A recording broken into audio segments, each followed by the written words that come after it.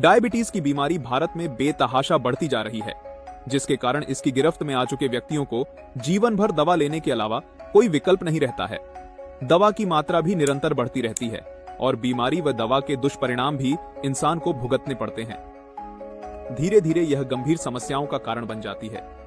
आपके मन में प्रश्न आ रहा होगा, क्या डायबिटीज जैसी गंभीर बीमारी से निपटने का कोई असरदार तरीका है?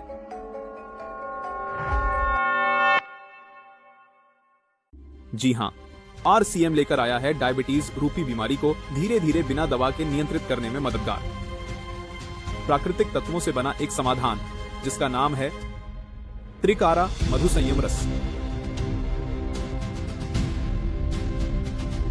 यह कोई साधारण जूस या पेय पदार्थ नहीं है। आरसीएम की रिसर्च टीम ने भारतीय प्राचीन ग्रंथों व वर्तमान की स्थितियों के आधार पर वर्षों तक अध्ययन व कई प्रयोग करने के बाद इस रस को तैयार किया है। इसे बनाने से पहले आरसीएम ने इस पर गहन क्लिनिकल परीक्षण किए हैं। इन परीक्षणों का उद्देश्य केवल इसका प्रभाव सिद्ध करना नहीं था, बल्कि यह सुनिश्चित करना भी था कि यह प्रोडक्ट पूरी तरह से सुरक्षित और लंबे समय तक उपयोग के लिए प्रभावी हो। आरसीएम के इन क्लिनिकल परीक्षणों की वजह से त्रिकारा मधुसंयम रस ने डायबिटीज प्रबंधन के क्षेत्र में एक नया मानक स्थापित किया है। इन परीक्षणों के नतीजों ने साबित किया कि त्रिकारा मधुसंयम रस ने न केवल ब्लड शुगर लेवल को बेहतर ढंग से नियंत्रित किया, बल्कि शरीर की ऊर्जा और समग्र स्वास्थ्य को भी बढ़ाया। प्रतिदिन 30 मिलीलीटर दिन में 2 बार इस रस का सेवन करना है, साथ में ली जा रही दवा का सेवन करते रहना है। डायबिटीज के लिए उपयुक्त आहार का सेवन करना है, गामा ऑरिजिनॉल के 2 कैप्सूल का सेवन करना है, नियमित व्यायाम करना है व ली जा रही दवा को शुगर की जांच करते हुए धीरे धीरे कम करते जाना है। एक दिन आप बिना दवा के अपनी शुगर को सामान्य स्तर पर ला सकते हैं। यह त्रिकारा मधुसंयम रस पूर्णतया प्राकृतिक तत्वों से तैयार किया गया है, जो इसे न केवल डायबिटीज को नियंत्रित करने में, बल्कि इम्यूनिटी बूस्टर, एंटीऑक्सीडेंट और पित्त शोधक गुणों के कारण सामान्य स्वास्थ्य को बनाए रखने में भी बेहद उपयोगी बनाता है। यह रस न केवल मधुमेह, बल्कि उससे होने वाले अन्य रोगों जैसे हृदय रोग, किडनी की समस्याएं और तंत्रिका क्षति से बचाव में भी सहायक है। इसके नियमित सेवन से शरीर के भीतर ऑक्सीडेटिव तनाव को कम किया जा सकता है, जिससे दीर्घकालिक स्वास्थ्य समस्याओं का खतरा घटता है। यह उन लोगों के लिए भी लाभकारी है जो मधुमेह से पीड़ित नहीं हैं, क्योंकि यह रक्त में ग्लूकोज स्तर को संतुलित रखने के साथ साथ स्वास्थ्य रक्षा में मदद करता है। अगर आप डायबिटीज से जुड़ी हर रोज की तकलीफों से छुटकारा चाहते हैं, तो आज ही लीजिए आरसीएम का त्रिकारा मधुसंयम रस। आरसीएम का यह अद्भुत समाधान आपको न केवल राहत देगा, बल्कि एक नई जीवन शैली अपनाने की प्रेरणा भी देगा। जैसा कि वीडियो के माध्यम से अभी हम सभी लोगों ने देखा है कि हम लोग बात कर रहे हैं डायबिटीज एंड मधुसंयम रस के बारे में। तो मधुसंयम रस के मोड ऑफ एक्शन को समझने से पहले हमें इसके रूट कोज को समझना चाहिए कि इसका रूट कोज क्या है, कि हमने क्या डिजीज को ध्यान में रखते हुए या क्या प्रॉब्लम को ध्यान में रखते हुए मधुसंयम रस का निर्माण किया है। Basic problem is that diabetes. Diabetes क्या है? देखिए, जनरली क्या होता है कि जब हमारे ब्लड में ग्लूकोज का लेवल बढ़ने लगता है तो हम उसे डायबिटीज की परिभाषा देते हैं कि वही डायबिटीज है। अब इस ग्लूकोज को हमारी सेल्स तक पहुंचाने का काम एक स्पेशल टाइप का हार्मोन करता है, जिसे हम इंसुलिन कहते हैं। जनरली आज की इंफॉर्मेशन हो सकता है थोड़ी सी टेक्निकल हो, बट मधुसंयम रस को समझने के लिए ये सारी इंफॉर्मेशन हमें ध्यान होना बहुत ज्यादा जरूरी है। इंसुलिन ही ग्लूकोज को पिक करके ब्लड से उठा करके सेल्स तक पहुंचाता है। इस इंसुलिन का निर्माण कहां होता है? इंसुलिन का निर्माण हमारे पैनक्रियास, जो कि एक वाइटल ऑर्गन है शरीर का, पैनक्रियास की पैनक्रियाटिक ग्लैंड में जो बीटा सेल्स अवेलेबल होती है, वहीं इंसुलिन का निर्माण होता है। अब डायबिटीज की 2 कंडीशंस होती है, एक हाइपोग्लाइसेमिया और एक हाइपरग्लाइसेमिया। ये वर्ड्स हमें याद होना जरूरी है। हाइपो एंड हाइपर, उससे आप डिफरेंशिएट कर पाएंगे कि बेसिकली किसी भी पेशेंट में प्रॉब्लम क्या है। हाइपोग्लाइसेमिया वह चीज होती है जहां ग्लूकोज लेवल ब्लड में काफी कम हो जाता है, उसे हम ग्लाइपोहाइसीमिया बोलते हैं। But diabetes is what? Diabetes को सीधे शब्दों में बोलेंगे हम लोग हाइपरग्लाइसीमिया, जहां ग्लूकोज की मात्रा ब्लड में बढ़ जाती है, इंक्रीज हो जाती है। ये बहुत सीधे शब्दों में और बहुत इजी शब्दों में हमें याद रखना है कि जहां ग्लूकोज की मात्रा हमारे ब्लड में बढ़ जाती है, उसे हम हाइपरग्लाइसीमिया या फिर डायबिटीज मेलिटस बोलते हैं। डायबिटीज मेलिटस दो टाइप की होती है, टाइप 1 एंड टाइप 2। टाइप 1 क्या होता है? जैसा कि सबको पता है कि टाइप 1 डायबिटीज में जो पैनक्रियाज में बीटा सेल्स अवेलेबल होती है वो इंसुलिन का निर्माण करना बंद कर देती है। उस कंडीशन में क्या होता है कि जो पेशेंट्स होते हैं जो टाइप 1 डायबिटीज से पीड़ित हैं, उन्हें इंसुलिन के इंजेक्शन एक्सटर्नली लेने पड़ते हैं। अब ये किन को इफेक्ट करती है? ये सबसे ज्यादा इफेक्ट करती है चिल्ड्रन को और यूथ को, और बहुत बड़ा रीजन है कि ये एक जनरेशन से दूसरे जनरेशन में भी ट्रांसफर होती है। ये सबसे बड़ा रीजन है। अब हम आते हैं टाइप 2 डायबिटीज पे।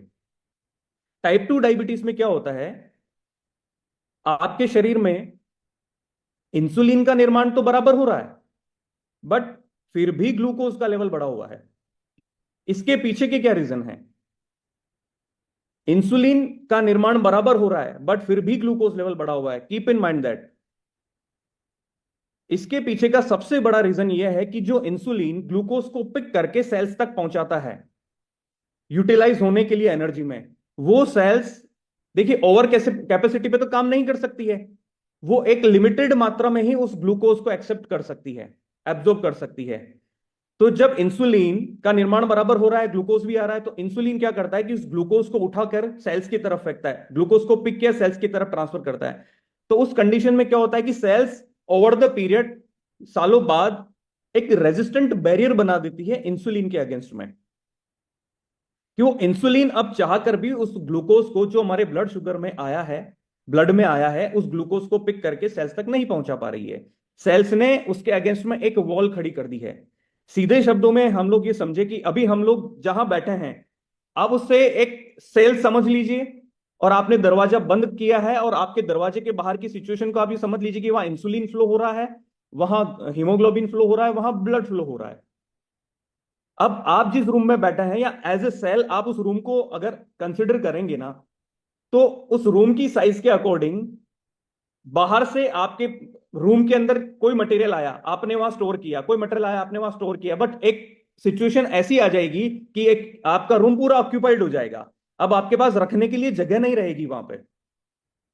जब रखने के लिए जगह नहीं है तो आप क्या करेंगे कि बाहर से जो चीजें आ रही है, आप एक रेजिस्टेंट बैरियर बना देंगे। आप आपके दरवाजे को कस के बंद कर देंगे कि अब बाहर से कोई भी चीज मेरे रूम में नहीं आनी चाहिए, क्योंकि मेरे रूम में अब जगह नहीं है। तो बेसिकली वही सेल्स रेस्पॉन्ड करती है ओवर द पीरियड। ये इंसुलिन रेजिस्टेंट कोई ओवरनाइट नहीं होता है, इस प्रोसेस को होने में सालों लग जाते हैं। आज हमने ये इंसुलिन रेजिस्टेंट को अब तक थोड़ा सा समझा है। अब सबसे बेसिक पॉइंट जो हमारा है कि हमें अभी फूड को समझना है। ये सारी चीजों पे बात हम लोग इसलिए कर रहे हैं, इससे आप मधु संयम रस के मोड ऑफ एक्शन को समझ पाएंगे कि मधु संयम रस एक्चुअली काम कैसे करता है। हमारा फूड जो भी हम खाते हैं उसके दो बेसिक पार्ट होते हैं, माइक्रोन्यूट्रिएंट्स एंड मैक्रोन्यूट्रिएंट्स। माइक्रोन्यूट्रिएंट्स क्या होते हैं? माइक्रोन्यूट्रिएंट्स में सभी तरह के विटामिन एंड मिनरल्स होते हैं, एंड मैक्रोन्यूट्रिएंट्स में तीन कंपोनेंट होते हैं बेसिक। हम लोग कोई भी फूड खाते हैं उसके बेसिक तीन कंपोनेंट तो होंगे ही होंगे। आप कुछ भी खाएं, आप फ्रूट खाएं, आप चपाती खाएं, आप चावल खाएं, वॉटेवर कुछ भी खाएं, उसके तीन बेसिक कंपोनेंट होंगे, फैट, प्रोटीन एंड कार्बोहाइड्रेट। तीन चीजें हमने खाई फूड के रूप में, तीनों चीजें हमारे शरीर के अंदर जाती है। अब ग्लूकोज जब हम लोग फूड इंटेक करते हैं तो तीनों चीजें गई, फैट, प्रोटीन, कार्बोहाइड्रेट। जब कार्बोहाइड्रेट हमारे शरीर के अंदर जाता है तो वो ग्लूकोज के रूप में ब्रेक डाउन होता है। मतलब कार्बोहाइड्रेट ही ग्लूकोज है, ग्लूकोज ही शुगर है, तीनों टर्म एक ही है। आप यही मान के चलें, कहीं पे भी कंफ्यूज नहीं होना है। कार्बोहाइड्रेट, ग्लूकोज एंड शुगर एक ही टर्म है। तो वो कार्बोहाइड्रेट ग्लूकोज के रूप में ब्रेक डाउन होता है, फैट जो होता है वो फैटी एसिड के रूप में ब्रेक डाउन होता है, और जो प्रोटीन होते हैं वो अमीनो एसिड्स के रूप में ब्रेक डाउन होते हैं। अब तीनों के ब्रेकडाउन में कैटलिस्ट काम करता है। ये थोड़ा सा टेक्निकल वर्ड है बट इसे समझना जरूरी है। वो डाइजेस्टिव एंजाइम्स होते हैं बेसिकली। और ये डाइजेस्टिव एंजाइम बनाता कौन है? ये डाइजेस्टिव एंजाइम हमारी पैनक्रियाज ही बनाती है। कार्बोहाइड्रेट को ग्लूकोज में ब्रेक डाउन करने के लिए जो रेस्पॉन्सिबल एंजाइम है, डाइजेस्टिव एंजाइम, उसे हम अमाइलेज बोलते हैं। फैट को डाइजेस्ट करने के लिए जो रेस्पॉन्सिबल एंजाइम है उसे हम लाइपेज बोलते हैं। और प्रोटीन को डाइजेस्ट करने के लिए जो रेस्पॉन्सिबल एंजाइम है हम उसे प्रोटीएज बोलते हैं। अब डायबिटीज में सबसे बड़ा रोल कार्बोहाइड्रेट का है, तो हम फैट और प्रोटीन पे आज बात नहीं करेंगे, हम आज बात करेंगे केवल कार्बोहाइड्रेट पे। क्योंकि मैंने आपको जैसे बताया कि कार्बोहाइड्रेट ही ग्लूकोज है और वही शुगर है। अब कार्बोहाइड्रेट का जो ब्रेकडाउन है वो हमारे मुंह से ही शुरू हो जाता है। आप समझिएगा, जैसे हमने फूड इंटेक किया उसके बाद में कार्बोहाइड्रेट का ब्रेकडाउन हमारे मुंह से ही स्टार्ट हो गया है। अब हमारे मुंह में सलाइवरी ग्लैंड होती है जो सलाइवा बनाती है, जो लार बनाती है। उसी लार में डाइजेस्टिव एंजाइम होता है लाइपेज, जो रेस्पॉन्सिबल होता है कार्बोहाइड्रेट को ब्रेक डाउन करने में। वो कार्बोहाइड्रेट ब्रेकडाउन होके ग्लूकोज के रूप में शरीर के अंदर पहुंचता है। बिल्कुल इसे ना एज ए पिक्चर दिमाग में बिठाइए तो मधु संयम रस को समझने में बड़ा इजी रहेगा। कार्बोहाइड्रेट टूट के ग्लूकोज के रूप में आपके ब्लड में पहुंचा है। अब इंसुलिन जो प्रोड्यूस कर रहा है पैनक्रियाज, वो इंसुलिन का काम है कि उस ग्लूकोज को उठा करके सेल्स तक पहुंचाना है। अब हम थोड़ा एक टर्म और रहेगी ग्लाइसेमिक लोड, उस पर थोड़ा बाद में आएंगे। सबसे पहले हम एक वाइटल ऑर्गन के बारे में और समझेंगे जो रेस्पॉन्सिबल है एज वेल एज, जैसे पैनक्रियाज है वैसे ही वो वाइटल ऑर्गन रेस्पॉन्सिबल है डायबिटीज में। वो वाइटल ऑर्गन कौन सा है? वो वाइटल ऑर्गन है लीवर। लीवर का स्वस्थ रहना भी बहुत ज्यादा जरूरी है, क्योंकि डायबिटीज की वजह से लीवर खराब हो सकता है या खराब लीवर की वजह से डायबिटीज हो सकती है, वाइस वर्सा है। तो हमारे लीवर का भी स्वस्थ रहना बहुत ज्यादा जरूरी है, क्योंकि लीवर हमारे शरीर की एक फैक्ट्री है जहां सारे मेटाबॉलिक फंक्शनिंग सारी लीवर में होती है। लीवर एक ऐसी जगह है जो हर माइक्रोन्यूट्रिएंट को स्टोर करती है और वो बॉडी में सप्लाई, जैसे बॉडी को नीड होती है वैसे सप्लाई देती है। तो हमने जैसे कार्बोहाइड्रेट खाया, उसका डाइजेस्टिव सिस्टम में जाके डाइजेशन हुआ, तो उसकी जो नेक्स्ट प्रोसेस रहेगी वो मेटाबॉलिज्म रहेगी कि हमने ग्लूकोज तो खाया, अब ग्लूकोज यूटिलाइज कैसे होगा, ग्लूकोज कन्वर्ट कैसे होगा, ग्लूकोज एनर्जी में कैसे कन्वर्ट होगा। ग्लूकोज के एनर्जी में कन्वर्ट होने वाले प्रोसेस को ही हम लोग मेटाबॉलिज्म बोलेंगे। वो मेटाबॉलिज्म का प्रोसेस लीवर में होता है। हमने कोई भी चीज खाई, वो ब्लड में जैसे ब्रेकडाउन होके ब्लड में आई, उसके बाद में वो डायरेक्ट बॉडी को सप्लाई नहीं हो जाएगी। उसके बाद में वो जो डाइजेस्ट हो गया है वो ब्लड के थ्रू लीवर में जाएगा और जो अनडाइजेस्टेड कंपोनेंट है वो स्टूल के थ्रू बाहर आ जाएंगे। जो काम की चीज है वो ब्रेकडाउन हो चुकी है, वो ब्लड के थ्रू लीवर में जाएगी। लीवर एक ऐसा ऑर्गन है जो सबसे पहले जो भी कंपोनेंट आया है लीवर के अंदर उसे इंस्पेक्ट करेगा, उसे डिटॉक्सिफाई करेगा, उससे मेटाबोलाइज करेगा, उससे ब्रेक डाउन करेगा। इस चीज को बहुत ध्यान से समझना है हमें कि लीवर जो ग्लूकोज या एमिनो एसिड्स ब्रेकडाउन हुए हैं शरीर के अंदर, ग्लूकोज जो ब्रेकडाउन हुआ है डाइजेस्टिव सिस्टम में, अब वो एनर्जी में कन्वर्ट होने के लिए अब लीवर का रोल रहता है। तो लीवर का स्वस्थ रहना भी हमारे लिए उतना ही जरूरी है। अब क्या होता है कि जैसे जैसे अब डायबिटीज होने की बहुत सारी स्टेजेस हैं। जब डायबिटीज होने लगती है और डायबिटीज का पता चलता है किसी पेशेंट को, तब तक तो उसकी 20% आई विजन तो चला गया होता है और उसके बाद में उसके शरीर में इंसुलिन का रेजिस्टेंट बढ़ने लगता है कि सेल्स ने ग्लूकोज को एक्सेप्ट करना कम कर दिया है या फिर इंसुलिन के अगेंस्ट में एक रेजिस्टेंट बैरियर बना दिया है। और कार्बोहाइड्रेट को मैंने समझाया है कि कार्बोहाइड्रेट ग्लूकोज में ब्रेकडाउन होकर जाता है, इंसुलिन उसे सेल्स तक पहुंचाता है, वो सारी चीजें। अब बेसिकली क्या होता है कि जब हम लोग लेबोरेटरी डायग्नोसिस के लिए जाते हैं तो HbA1c का टेस्ट हम लोग कराते हैं, जिसे ग्लाइकेटेड हीमोग्लोबिन A1c बोलते हैं हम लोग, जो 5 से 7% की रेंज में तो नॉर्मल होता है, 7 से 8% की रेंज में प्री डायबिटीज रेंज में आता है और मोर देन 8% वो डायबिटीज की रेंज में आता है। हमने डायबिटीज को समझ लिया है, हमने लीवर के फंक्शनिंग को समझ लिया है, हमने प्रॉब्लम को समझ लिया है। क्या इस प्रॉब्लम का समाधान इस प्रकृति में अवेलेबल है, प्राकृतिक रूप से अवेलेबल है? इसे समझना बहुत ज्यादा जरूरी है। सारी समस्याओं का और सारी हेल्थ रिलेटेड जितनी भी प्रॉब्लम्स हैं उन सभी समस्याओं का समाधान प्रकृति में अवेलेबल है। प्रकृति से यूटिलाइज करना हमें आना चाहिए। हमें पता है कि डायबिटीज में करेला काम करेगा, हमें पता है जामुन काम करेगा, क्योंकि बहुत सारी इंफॉर्मेशन अवेलेबल है, हमें सब कुछ पता है। बट हमें यह पता नहीं है कि जामुन का कौन सा एक्टिव कंपोनेंट काम करेगा। हमें यह पता नहीं है कि करेले का कौन सा एक्टिव कंपोनेंट काम करेगा। हमें यह पता नहीं है कि मैथिसीड का कौन सा एक्टिव कंपोनेंट काम करेगा और कैसे काम करेगा। हमें तो लोगों ने बोल दिया है कि जामुन खा लो भाई, डायबिटीज में बड़ा बेनिफिशियल है। हमें बोल दिया एलोवेरा पी लो, हमें बोल दिया आंवला पी लो। बट उसके पीछे साइंटिफिक रीजंस क्या हैं? क्या साइंटिफिक इवोल्यूशंस हैं जिसकी वजह से ये सारी हर्ब्स जो मधु संयम रस में यूज हुई है वो बेनिफिशियल है इंसुलिन रेजिस्टेंट को रोकने के लिए, पैनक्रियास की हेल्थ को स्टिमुलेट करने के लिए। उसके पीछे बड़े साइंटिफिक रीजंस हैं। सबसे पहले तो मैं बताना चाहूंगा कि मधु संयम रस को बनाने के लिए हमने ये इंग्रेडिएंट्स ही क्यों यूज किए हैं। इसके पीछे की टर्म को समझिएगा आप, glycemic index and glycemic load. ये एक बहुत बेसिक टर्म है और सभी को पता होनी चाहिए कि हम लोग कोई भी फूड खाते हैं तो सबका एक जीआई इंडेक्स होता है, ग्लाइसेमिक इंडेक्स होता है, और उसमें protein, fat, carbohydrate, fibre and water की मात्रा होती है। ठीक है, उससे हम लोग कैलकुलेशन करते हैं पीएफ वैल्यू का। अब किसी भी इंग्रेडिएंट का ग्लाइसेमिक लोड निकालने के लिए हम लोग यूज करते हैं glycemic index and PF value.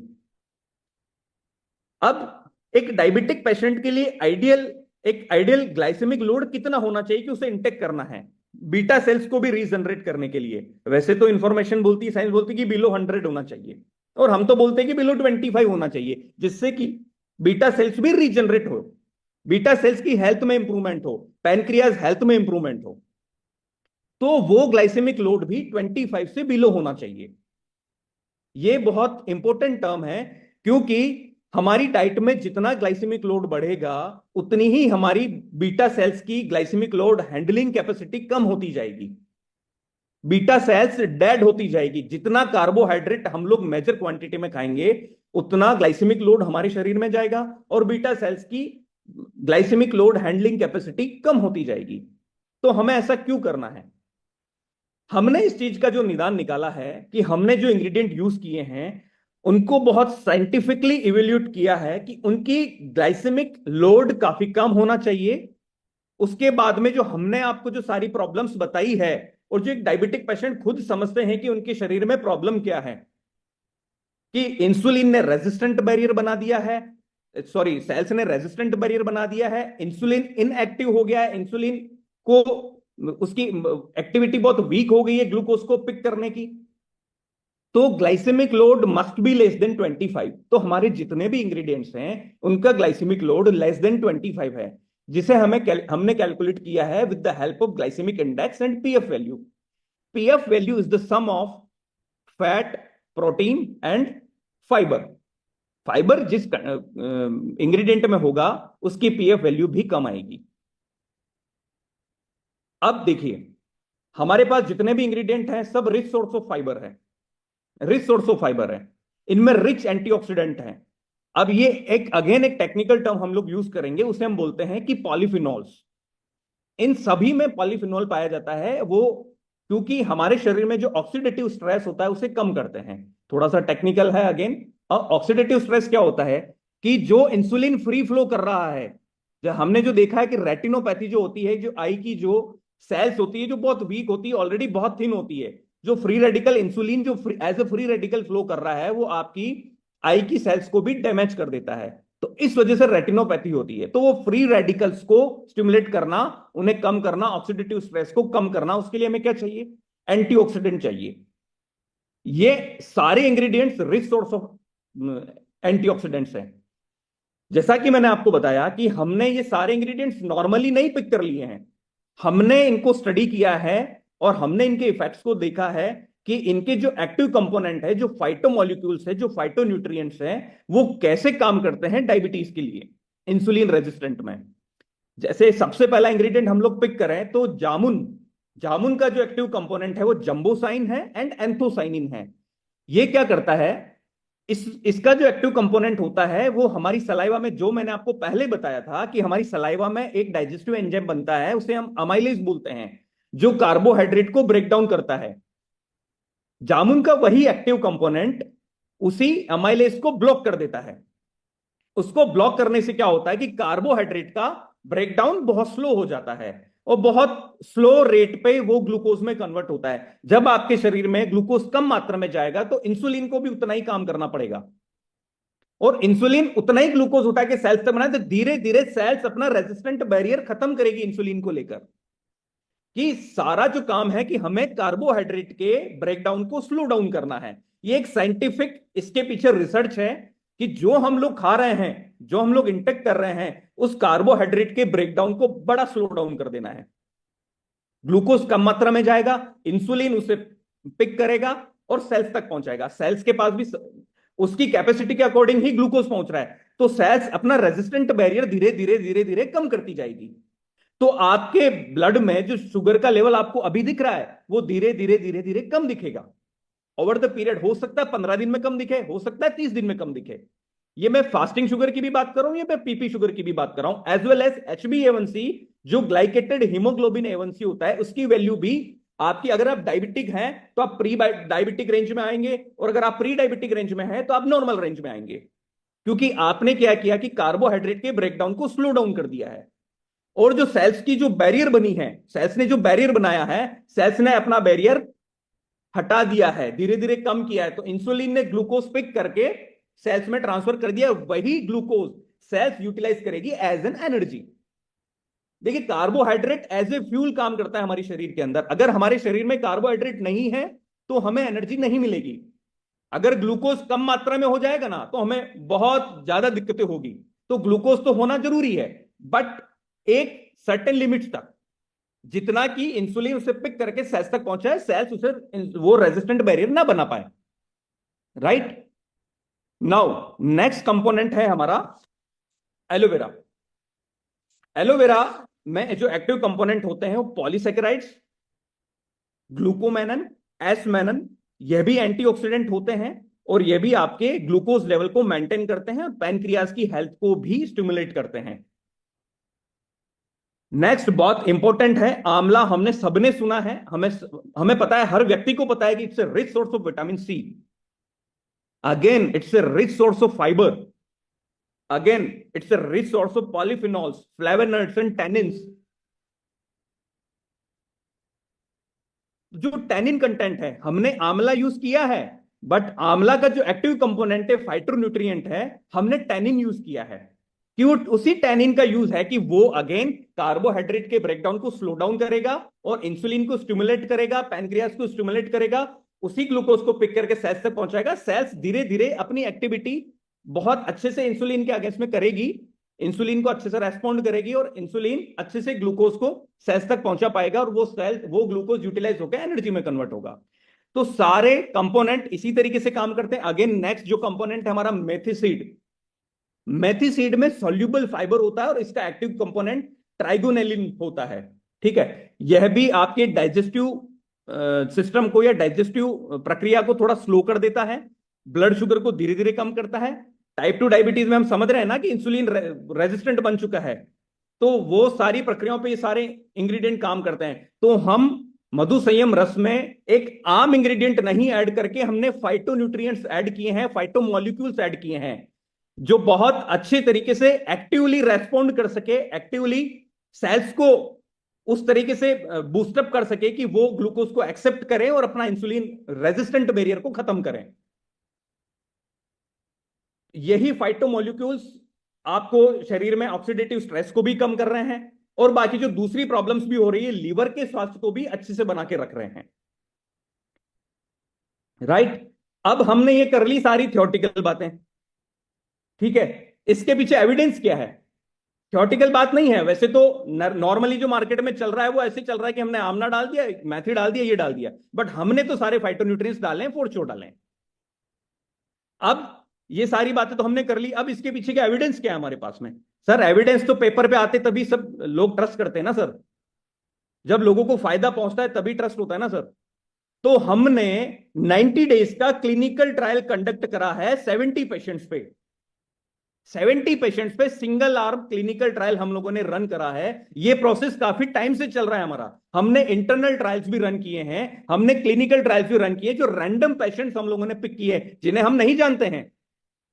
जिन्हें हम नहीं जानते हैं, वो रैंडम पेशेंट्स इंडिया के हर कोने से हम लोगों ने पिक किए हैं, सैंपल्स गए हैं, और क्लिनिकल ट्रायल के ये सारा एक CTRI के अंडर में सारा रजिस्ट्रेशन हुआ है और क्लिनिकल ट्रायल कंडक्ट कराया हम लोगों ने।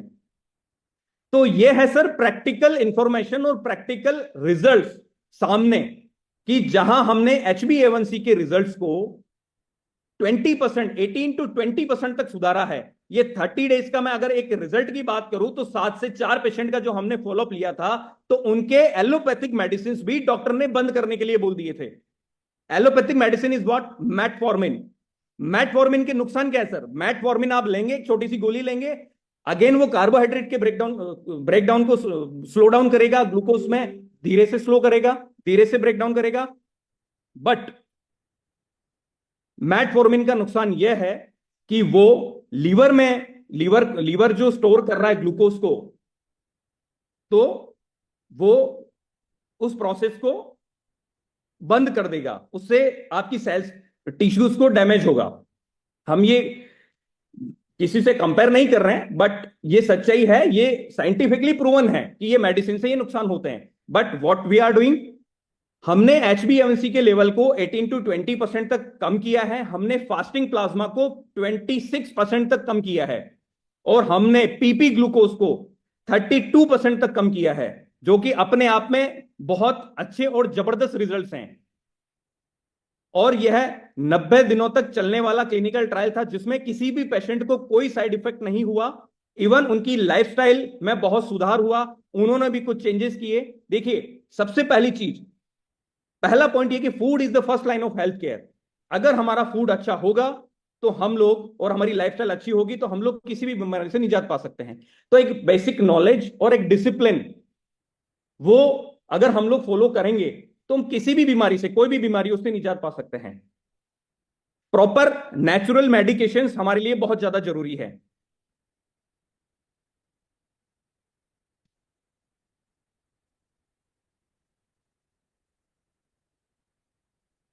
राइट? तो वही सारी चीजें हैं कि क्लिनिकल ट्रायल ने दर्शाया है कि हमारे प्रोडक्ट ने बड़े जबरदस्त रिजल्ट्स दिए हैं। ये सारा हमने आपको बताया। अभी इसके बाद में कोई भी क्वेश्चन हो तो आप पूछ सकते हैं।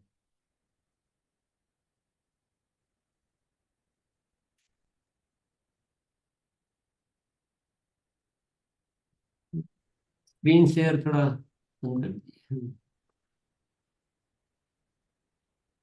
धन्यवाद सर। प्रोसेस तो सर पता, लेकिन सर इसको लेना कैसे है जी, किन समय कैसे लेना है? Right sir. देखिए, ये एक मेडिकेशन आयुर्वेदिक है, ये एक तरीके से एक रस है, ये आपके वेलनेस का, आपका एक वेलनेस पार्टनर है।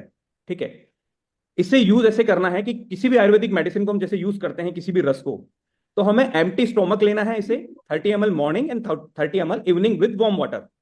और कीप इन माइंड दैट कि आपको आधे घंटे का खाने पीने का गैप रखना है बीच में, जो कि आयुर्वेदिक पद्धति बोलती है कि आपको एटलीस्ट 30 मिनट्स तक कुछ भी खाना नहीं है। जी, ओके सर, धन्यवाद। बेसिक यूज है और इससे ज्यादा और कुछ नहीं है। 30 ml morning, 30 ml evening, but खाली पेट ही आपको इंटेक करना है। और सबसे पहली बात कि हमने इसमें इंग्रेडिएंट्स यूज किए हैं वो रिच सोर्स ऑफ फाइबर है। ठीक है? तो इसमें सेडिमेंटेशन होता है, बोतल के नीचे जाके सारा फाइबर जमा होता है, क्योंकि जैसा कि आपको पता है कि आंवला जूस आपने देखा होगा कि आंवला juice rich source of fibre है, मेथी रिच सोर्स ऑफ फाइबर है, तो इनका सारा फाइबर नीचे बॉटम में जाके सेडिमेंट होता है, नीचे जमा होता है। तो आपको यूज करने से पहले बोतल को एक बार शेक जरूर करना है, जब तक कि सारा मॉलिक्यूल और सारा उसमें एक्सट्रैक्ट पूरे यूनिफॉर्म तरीके से लिक्विड में कन्वर्ट ना हो जाए। उसके बाद ही आपको प्रोडक्ट को इंटेक करना है।